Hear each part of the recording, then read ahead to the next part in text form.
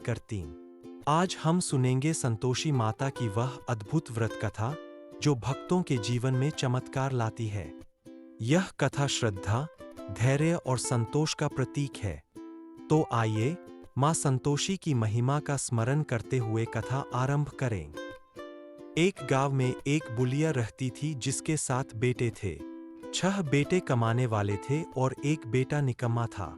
बुलिया मां 6 पुत्रों का जूठा 7वें पुत्र को देती।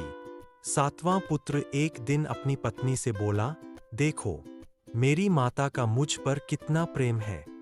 वह बोली, क्यों नहीं, सबका जूठा बचा हुआ तुमको खिलाती है। वह बोला, जब तक आंखों से न देखे मान नहीं सकता। पत्नी ने हंसकर कहा, देख लोगे तब तो मानोगे। कुछ दिन बाद एक बड़ा त्योहार आया। घर में 7 प्रकार के भोजन और चूरमा के लड्डू बने। वह पत्नी की बात को जांचने के लिए सिरदर्द का बहाना बनाकर पतला कपड़ा सिर पर ओढ़कर रसोई में जाकर सो गया और कपड़े में से सब देखता रहा। 6 भाई भोजन करने आए। उसने देखा, मां ने उनके लिए सुंदर सुंदर आसन बिछाए, 7 प्रकार की रसोई परोसी और आग्रह कर करके उन्हें भोजन कराती रही। वह देखता रहा। 6 भाई भोजन कर उठ गए तब मां ने उनकी 5 थालियों में से लड्डुओं के टुकड़ों को उठाया और एक लड्डू बनाया। जूठन साफ कर मां ने उसे पुकारा, उठ बेटा, उठ, तेरे भाइयों ने भोजन कर लिया, तू भी उठकर भोजन कर ले। उसने कहा, मां, मुझे भोजन नहीं करना, मैं परदेस जा रहा हूं। माता ने कहा, कल जाना हो तो आज ही जा। वह बोला, हाँ हाँ, जा रहा हूं। यह कहकर वह घर से निकल गया। चलते समय उसे पत्नी की याद आई। वह गौशाला में कंडे थाप रही थी। वहां जाकर वह बोला, मेरे पास तो कुछ नहीं है। यह अंगूठी है, सो ले लो और अपनी कोई निशानी मुझे दे दो। वह बोली, मेरे पास क्या है, यह गोबर भरा हाथ है। यह कहकर पत्नी ने उसकी पीठ पर गोबर के हाथ की थाप मार दी। वह चल दिया। चलते चलते दूर देश में पहुंचा। वहां एक साहूकार की दुकान थी। वहां जाकर बोला, सेठ जी, मुझे नौकरी पर रख लो। साहूकार को नौकर की सख्त जरूरत थी। साहूकार ने कहा, काम देखकर तनख्वाह मिलेगी। उसने कहा, सेठ जी जैसा आप ठीक समझें। उसे साहूकार के यहाँ नौकरी मिल गई। वह वहां दिन रात काम करने लगा। कुछ दिन में दुकान का लेन देन, हिसाब किताब, ग्राहकों को माल बेचना, सारा काम करने लगा। साहूकार के 7-8 नौकर थे। वे सब चक्कर खाने लगे। लेकिन उसने अपनी लगन, परिश्रम और ईमानदारी से सभी को पीछे छोड़ दिया। उसे अपने किए का फल मिला। सेठ ने भी उसका काम देखा और 3 महीने में ही उसे मुनाफे में साझीदार बना लिया। परिश्रम करते करते 12 वर्ष में ही वह नगर का नामी सेठ बन गया और सेठ अपना सारा कारोबार उस पर छोड़कर बाहर चला गया। इधर उसकी पत्नी पर क्या बीती वह सुने। सास-ससुर उसे दुख देने लगे। गृहस्थी का काम करवाकर उसे लकड़ी लेने जंगल में भेजते। इस बीच घर की रोटियों के आटे से जो भूसी निकलती, उसकी रोटी बनाकर रख दी जाती और फूटे नारियल की नरेली में पानी दिया जाता। इस तरह दिन बीतते रहे। एक दिन वह जब जंगल में लकड़ी लेने जा नहीं थी तब उसे रास्ते में बहुत सी स्त्रियां संतोषी माता का व्रत करती दिखाई दीं। यह वहां खड़ी होकर पूछने लगी, बहनों, यह तुम किस देवता का व्रत करती हो और इसके करने से क्या फल होता है? इस व्रत के करने की क्या विधि है? यदि तुम अपने इस व्रत का विधान मुझे समझाकर कहोगी तो मैं तुम्हारा बड़ा एहसान मानूंगी। उनमें से एक स्त्री बोली, सुनो, यह संतोषी माता का व्रत है। इसके करने से निर्धनता, दरिद्रता का नाश होता है, लक्ष्मी आती है, मन की चिंताएं दूर होती है, मन को प्रसन्नता और शांति मिलती है, निपुति को पुत्र मिलता है, प्रीतम बाहर गया हो तो वह शीघ्र लौट आता है, कुंवारी कन्या को मन पसंद वर मिलता है, चलता मुकदमा खत्म हो जाता है, कलह क्लेश की निवृत्ति हो, मुख शांति होती है, घर में धन जमा हो, धन जायदाद का लाभ होता है, तथा और भी मन में जो कुछ कामना हो सब संतोषी माता की कृपा से पूरी हो जाती है। इसमें संदेह नहीं। वह पूछने लगी, यह व्रत कैसे किया जाता है, यह भी बताओ तो बड़ी कृपा होगी। वह स्त्री कहने लगी, बिना परेशानी, श्रद्धा और प्रेम से जितना भी बन सके प्रसाद लेना। 5.25 पैसे से 5.25 आने तथा इससे भी ज्यादा शक्ति और भक्ति के अनुसार गुड़ और चना ले। हर शुक्रवार को निराहार रहकर कथा कहना, सुनना। इसके बीच कम नहीं टूटे। लगातार नियम पालन के करना। सुनने वाला कोई न मिले तो घी का दीपक जलाकर उसके आगे जल के पात्र को रख कथा कहना, परंतु नियम न टूटे। जब तक कार्य सिद्ध न हो, नियम पालन करना और कार्य सिद्ध हो जाने पर व्रत का उद्यापन करना। 3 मास में माता पूरा फल प्रदान करती है। यदि किसी के ग्रह खोटे हैं भी तो माता 1 वर्ष में अवश्य उनको अनुकूल करती है। कार्य सिद्ध होने पर ही उद्यापन करना चाहिए, बीच में नहीं। उद्यापन में 2.5 सेर आटे का खाजा तथा इसी अनुसार खीर तथा चने का साग बनाना। 8 बच्चों को भोजन कराना। जहां तक मिले देवर, जेठ, भाई बंधु, कुटुंब के लड़के लेना, न मिले तो रिश्तेदारों और पड़ोसियों के लड़के बुलाना। उन्हें भोजन करा, यथाशक्ति दक्षिणा दे, माता का नियम पूरा करना। ध्यान रखना उस दिन घर में कोई खटाई न खाए। यह सुन वह वहां से चल दी। रास्ते में लकड़ी के बोझ को बेच दिया और उन पैसों में गुड़ चना ले माता के व्रत की तैयारी कर आगे चली। रास्ते में संतोषी माता के मंदिर में जा माता के चरणों में लौटने लगी। विनती करने लगी, माँ, मैं दीन हूँ, निपट मूर्ख हूँ, व्रत के नियम कुछ जानती नहीं, मैं बहुत दुखी हूँ। हे माता, मेरा दुख दूर कर, मैं तेरी शरण में हूँ। माता को दया आई। एक शुक्रवार बीता कि दूसरे शुक्रवार को ही उसके पति का पत्र आया और तीसरे शुक्रवार को उसका भेजा हुआ पैसा आ पहुंचा। यह देखकर जेठानी मुंह सिकोड़ने लगी, इतने दिनों बाद इतना पैसा आया, इसमें क्या बड़ाई है। लड़के ताने देने लगे, काकी के पास अब पत्र आने लगे, रुपया आने लगा, अब तो काकी की खातिर बढ़ेगी, अब तो काकी बुलाने से भी नहीं बोलेगी। बेचारी सरलता से कहती, भैया पत्र आए, रुपया आए तो हम सबके लिए अच्छा है। ऐसा कहकर आंखों में आंसू भरकर संतोषी माता के मंदिर में जा मातेश्वरी के चरणों में गिरकर रोने लगी। माँ, मैंने तुमसे पैसा नहीं मांगा, मुझे पैसे से क्या काम, मुझे तो अपने सुहाग से काम है, मैं तो अपने स्वामी के दर्शन और सेवा मांगती। तब माता ने प्रसन्न होकर कहा, जा बेटी, तेरा स्वामी जल्दी ही आएगा। यह सुन खुशी से बावली हो वह घर आकर काम करने लगी। संतोषी माँ विचार करने लगीं, इस भोली पुत्री से मैंने कह तो दिया कि तेरा पति शीघ्र आएगा, पर आएगा कहाँ से? वह तो इसे स्वप्न में भी याद नहीं करता, उसे इसकी याद दिलाने तो मुझे ही जाना पड़ेगा। संतोषी माता ने उस बुढ़िया के बेटे को स्वप्न में समझाया, पुत्र, तेरी घरवाली कष्ट उठा पांच रही है। यह बोला, हाँ माता, यह तो मुझे भी मालूम है, परंतु क्या करूं, वहां कैसे जाऊं? परदेश की बात है, लेन देन का सारा हिसाब किताब है, कोई जाने का रास्ता नजर नहीं आता।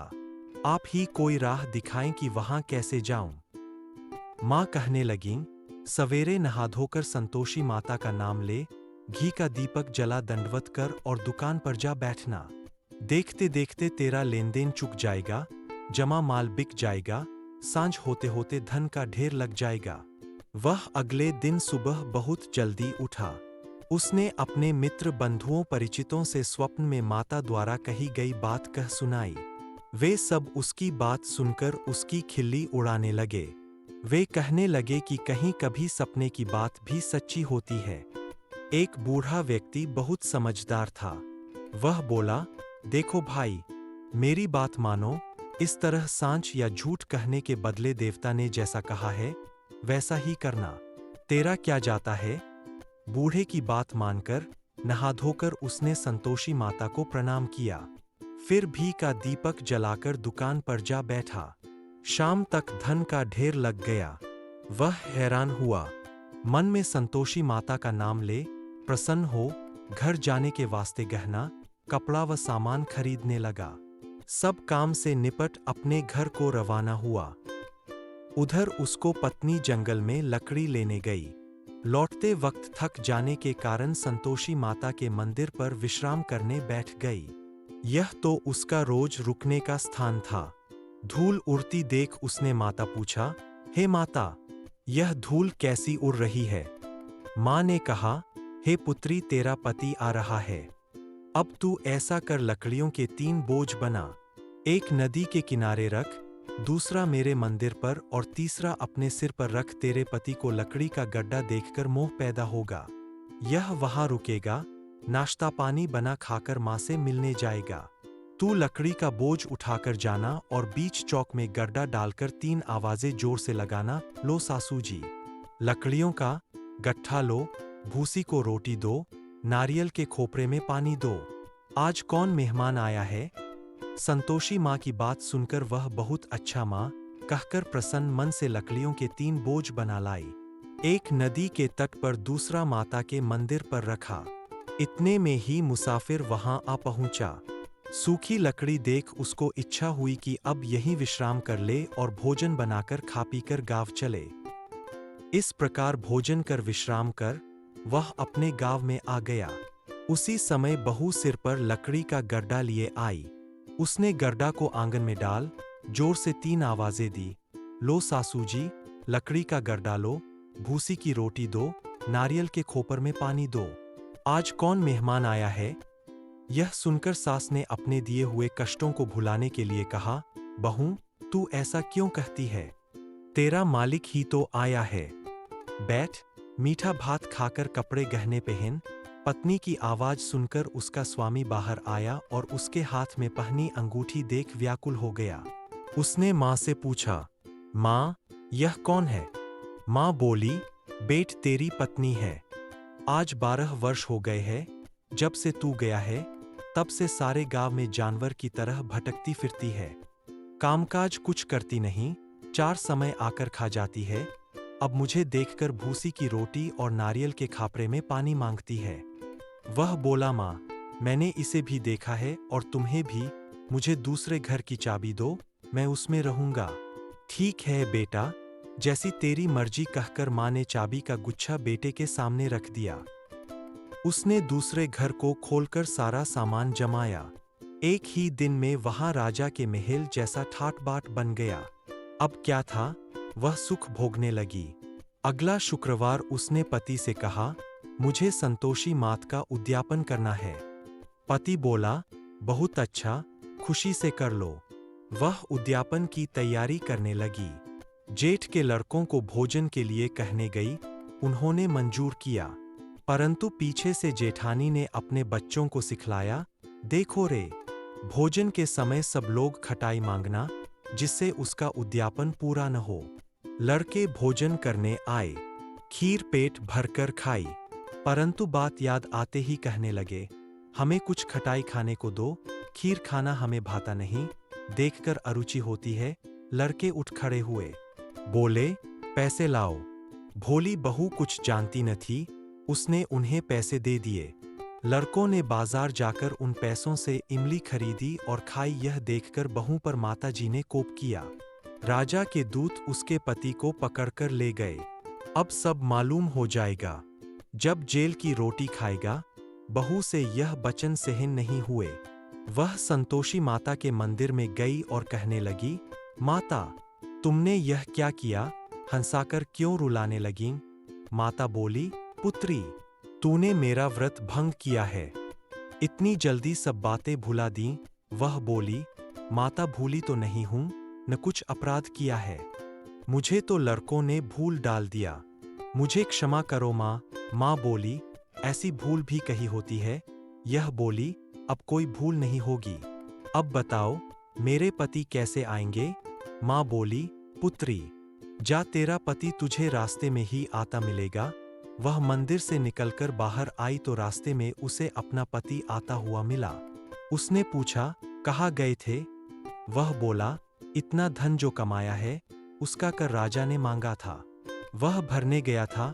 वह प्रसन्न होकर बोली, भला हुआ, अब घर चलो। फिर अगला शुक्रवार आया। वह बोली, मुझे माता का उद्यापन करना है। पति ने कहा, ठीक है, करो।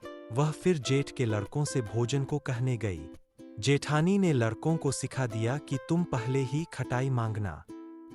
लड़के भोजन करने बैठे लेकिन भोजन करने से पहले ही कहने लगे, हमें खीरपूरी नहीं भाती, जी बिगड़ता है, कुछ खटाई खाने को दो। यह बोली, खटाई खाने को नहीं मिलेगी, खाना हो तो खाओ। उनके उठकर चले जाने पर उसने ब्राह्मणों के लड़के बुलाकर भोजन करवाया। दक्षिणा की जगह उन्हें एक एक फल दिया। इससे संतोषी माता प्रसन्न हो गई। माता की कृपा से 9 माह बाद उसको चंद्रमा के समान एक सुंदर पुत्र प्राप्त हुआ।